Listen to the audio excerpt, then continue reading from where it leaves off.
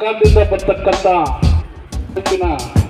ಸಮಿತಿಗಳ ವತಿಯಿಂದ ಚಿಲಕಲನೇರ್ಪುನಲ್ಲಿ ಕರ್ನಾಟಕ ದಲಿತ ಸಂಘರ್ಷ ಸಮಿತಿ ಪದಾಧಿಕಾರಿಗಳ ಪದಗ್ರಹಣ.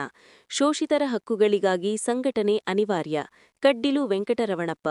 ಚೇಳೂರು ತಾಲೂಕಿನ ಚಿಲಕಲನೇರ್ಪು ಗ್ರಾಮದಲ್ಲಿ ಕರ್ನಾಟಕ ದಲಿತ ಸಂಘರ್ಷ ಸಮಿತಿ ವತಿಯಿಂದ ಹೋಬಳಿ ಹಾಗೂ ಗ್ರಾಮ ಪಂಚಾಯಿತಿ ಮಟ್ಟದ ಪದಾಧಿಕಾರಿಗಳ ಆಯ್ಕೆ ಕಾರ್ಯಕ್ರಮವು ಯಶಸ್ವಿಯಾಗಿ ಜರುಗಿತು.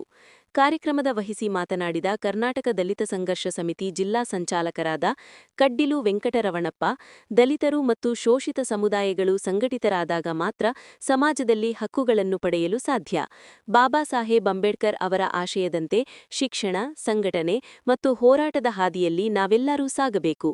ಸಂಘಟನೆಯು ಬಲಿಷ್ಠವಾಗಿದ್ದರೆ ಮಾತ್ರ ಗ್ರಾಮ ಮಟ್ಟದಲ್ಲಿನ ಸಮಸ್ಯೆಗಳಿಗೆ ಪರಿಹಾರ ಕಂಡುಕೊಳ್ಳಲು ಸಾಧ್ಯ ಎಂದು ಕರೆ ನೀಡಿದರು. ನಂತರ ಮಾತನಾಡಿದ ರಾಜ್ಯ ಸಂಘಟನಾ ಸಂಚಾಲಕರು ವಿಜಯ್ ನರಸಿಂಹ, ಚೇಳೂರು ನೂತನ ತಾಲೂಕಾಗಿ ಹೊರಹೊಮ್ಮುತ್ತಿದ್ದು, ಈ ಭಾಗದ ದಲಿತರ ಧ್ವನಿಯಾಗಿ ಸಂಘಟನೆ ಕೆಲಸ ಮಾಡಲಿದೆ.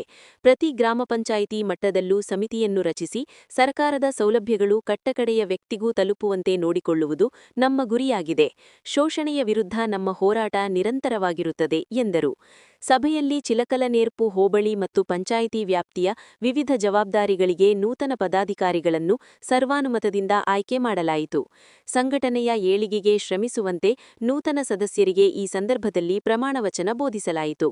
ಚೇಳೂರು ತಾಲೂಕಿನ ಅಧ್ಯಕ್ಷರು ಪಿ. ಮಂಜುನಾಥ, ಮೆಂಬರ್ ವೆಂಕಟರಮಣಪ್ಪ ಹಾಗೂ ತಾಲೂಕಿನ ಸಂಘಟನೆ ಸಮಿತಿ. ಈ ಸಂದರ್ಭದಲ್ಲಿ ಸಂಘಟನೆಯ ಹಲವು ಮುಖಂಡರು ಹಾಗೂ ನೂರಾರು ಕಾರ್ಯಕರ್ತರು ಹಾಜರಿದ್ದರು. ವರದಿ ರಾಮಾಂಜನೇಯ ಎಸ್, ನಂದಿ ಟಿವಿ, ಚಿಲಕಲನೇರ್ಪು. ಜೈ ಭೀಮ್. ಸಂಘಟನೆ ಮಾಡುವಂತಹ ಉದ್ದೇಶ ಇಷ್ಟೇ. ಸೊ ಒಗ್ಗಟ್ಟಾಗಿ ಬೆಳಿಬೇಕು. ನಮ್ಮದು ಅಟ್ಲೀಸ್ಟು ಎಲ್ಲೇ ಹೋದ್ರೂ ನಮ್ಮವ್ರು ಇದ್ದಾರೆ, ನಮ್ಮ ಕಡೆಯಿಂದನೂ ಒಂದು ಸಂಘ ಇದೆ ಅನ್ನೋದು ಎಲ್ಲರಿಗೂ ಅಟ್ಲೀಸ್ಟು ಸ್ವಲ್ಪ ಆದರೂ 50% ಆದರೂ ಅವ್ರಿಗೆ ತಿಳಿಯುತ್ತೆ. ಇನ್ನೊಂದೇನೆಂದರೆ ಮುಖ್ಯ ವಿಷಯ, ಸಂಘಟನೆಯಲ್ಲಿ ಇದ್ಕೊಂಡು ತಮ್ಮ ಕೈಲಾದರೆ ಯಾವುದಾದ್ರೂ ಒಳ್ಳೆ ಕೆಲಸ ಮಾಡಿ ಗ್ರಾಮ ಅಭಿವೃದ್ಧಿಗೋಸ್ಕರ, ನಮ್ಮ ಊರಿನ ಅಭಿವೃದ್ಧಿಗೋಸ್ಕರ ನೀವೇನೇ ನಮ್ಮ ಕಡೆಯಿಂದ ಆದಷ್ಟು ಸಹಾಯ ಕೇಳಿದ್ರೂ ನಾವು ಮಾಡೋಕ್ಕೆ ರೆಡಿಯಾಗಿದ್ದೀವಿ. ನಿನ್ನೆಯಿಂದ ಒಳ್ಳೆ ಕಾರ್ಯಕ್ರಮಕ್ಕೆ ಕರೆಯೋದಕ್ಕೆ ಒಬ್ಬರೂ ಸಹ ಬಂದಿಲ್ಲ. ನಮ್ಮ ಕಾಲೋನಿಯಲ್ಲೇ ಒಬ್ಬರೂ ಸಹ ಕರೆದಿಲ್ಲ. ಇದೇ ತರಹ ಅಲ್ಲಿ ಕುಂತಿರೋ ರಾಮಾಂಜಣ್ಣವರು ಕಂಪ್ಲೇಂಟ್ಸನ್ನು ಹೇಳ್ತಿದ್ರು. ಅದು ಕಂಪ್ಲೇಂಟ್ ಅಲ್ಲ, ನಮಗೆ ಆಗಬೇಕಾದ ಸೌಲಭ್ಯಗಳು ಯಾವುದೇ ಥರ ಇದುವರೆಗೂ ನಮ್ಗೆ ನೀಡಿಲ್ಲ. ಎಲ್ಲ ನನ್ನ ಆತ್ಮೀಯ ಸ್ನೇಹಿತರೆ, ಸಂಘಟನೆ ತುಂಬ ನಮಗೆ ಅವಶ್ಯಕತೆ ಇದೆ. ಯಾಕಂದರೆ ಈ ಭಾಗದಲ್ಲಿ ಎಂಥ ಘಟನೆಗಳು ನಡೀತಕ್ಕಂಥ ಸಂದೇಶಗಳನ್ನ ನಾವು ನೋಡಿದ್ದೀವಿ. ಯಾಕಂದರೆ ಇಲ್ಲಿ ಕೂಡ ಚಿಲಕಲನೇರ್ಪಲ್ಲಿ ಕೂಡ ನಾವು ಇಲ್ಲಿ ಕಟಿಂಗ್ ಮಾಡ್ತಾ ಇಲ್ಲ, ಶೇವಿಂಗ್ ಮಾಡ್ತಾ ಇಲ್ಲ, ಹೋಟ್ಲಲ್ಲಿ ಗ್ಲಾಸ್ ಕೊಡ್ತಾ ಇಲ್ಲ.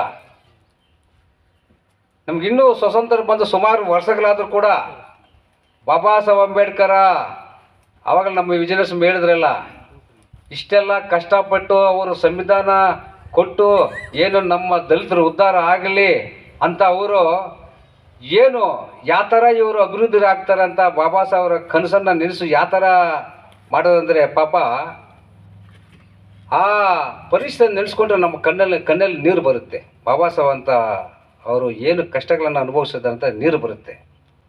ನೀವಾದ್ರೆ ಇವತ್ತು ನಿಮ್ಮ ಮಕ್ಕಳು ರಾಜಾರವಾಗಿ ಶಾಲೆಯಲ್ಲಿ ಹೋಗಿ ಅಲ್ಲಿ ಕುತ್ಕೊಂಡು ಓದ್ತಾ ಇದ್ದೀರಲ್ಲ, ಆವಾಗ ಬಾಬಾ ಸಾಹೇಬ್ ಅಂಬೇಡ್ಕರ್ ಅವ್ರನ್ನ ಅಲ್ಲಿ ಲಾಸ್ಟ್ನಲ್ಲಿ ಕೂರಿಸ್ತಾಯಿದ್ರು, ಅವ್ರನ್ನೆಲ್ಲ ಮುಟ್ಟಬಾರ್ದು ಅಂತ.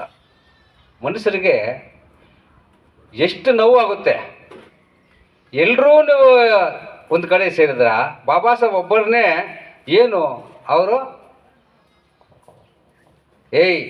ಅವರು ಅಸ್ಪೃಶ್ಯರು ಅವರು ಹಿಂದ್ಗಡೆ ಇರಲಿ ಅಂತ ಹೇಳಿದಾಗ ಎಷ್ಟು ಬಾಬಾ ಸಾಹೇಬ್ರ ಕಣ್ಣಲ್ಲಿ ನೀರು ಹತ್ಕೊಂಡು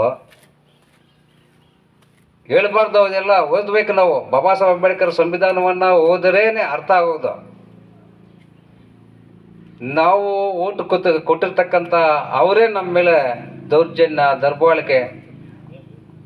ಮೊನ್ನೆ ನೋಡಿದ್ದಾರೆ ಇಲ್ಲಿ ಚಿಂತಾಮಣಿಯಲ್ಲಿ ಯಾವ ಥರ ನಡೆದಂಥ ಘಟನೆಗಳು ಅಂಬೇಡ್ಕರ್ ವಿಚಾರದಲ್ಲಿ.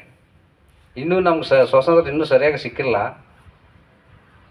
₹1 25% ನನಗನ್ನಿಸಿದ ಮಟ್ಟಿಗೆ ಏನೋ ನಾವು ಅಲ್ಲಿ ಇಲ್ಲಿ ನಾಯಕರಿದ್ದೀವಿ, ಹೋರಾಟಗಳು ಮಾಡಿ ಅಧಿಕಾರಿಗಳ ಹತ್ರ ಗಲಾಟೆ ಮಾಡಿ ನಮ್ಮ ಹಳ್ಳಿಗಳಲ್ಲಿ ಸ್ವಲ್ಪ ರಕ್ಷಣೆ ನೀಡಬೇಕು ಅಂತ ನಮ್ಮ ವಾದ ಮಾಡಿದ್ರೆ ಏನೋ ಇಷ್ಟು ಮಟ್ಟಿಗೆ ನಾವು ಬೆಳೆದಿದ್ದೀವಿ. ಇನ್ನು ಬರೀ ಕಾಲಕ್ಕೆ ನಾವು ಈಗಲಿಂದಾನೇ ಸಂಘಟನೆಯನ್ನು ಕಟ್ಟಿಕೊಂಡು ನಾವು ಒಟ್ಟಾರಾಗಿರಬೇಕು, ಒಗ್ಗಟ್ಟಿನಿಂದ ಇರಬೇಕು. ಒಬ್ಬರ ಮೇಲೆ ಒಬ್ಬರು ಚಾಡಿಗಳು ಹೇಳ್ಕೊಂಡು ಇರಬಾರ್ದು. ಹಳ್ಳಿಗಳಲ್ಲಿ ನಮಗೆ ಕೊಟ್ಟಿರ್ತಕ್ಕಂಥ ಸವಲತ್ತುಗಳು ಏನೇನು ಸವಲತ್ತುಗಳಿದೆಯೋ ಅದನ್ನು ಸವಲತ್ತುಗಳೆಲ್ಲ ಉಪಯೋಗಿಸ್ಕೋಬೇಕಂದ್ರೆ ಇವಾಗ ಕೂಡ ಸರಿಯಾಗಿ ಸಿಗ್ತಾ ಇಲ್ಲ. SCP TSP ದುಡ್ಡು ಕೂಡ ನಮ್ಮ SC ST ಕಾಲೋನಿಗಳು ಕೂಡ ಅಭಿವೃದ್ಧಿ ಮಾಡೋಕ್ಕೆ ಬಿಡ್ತಾ ಇಲ್ಲ.